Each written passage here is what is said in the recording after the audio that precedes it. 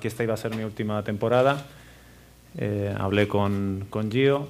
أعلن اللاعبان الأسباني راؤول غونزاليز والبرازيلي ماركوس تينا عن تقاعدهما هذا الموسم خلال مؤتمر صحفي مشترك الثلاثاء تحضيرا لمواجهتهم الأخيرة في نيويورك كوزموس.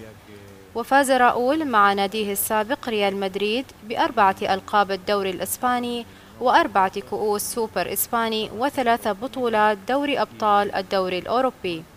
وكان راؤول الهداف الأكبر لريال مدريد منذ مغادرته عام 2010. وبعد مغادرته لعب راؤول مع نادي شالكي الألماني والسد القطري قبل أن يصل نيويورك كوزموس.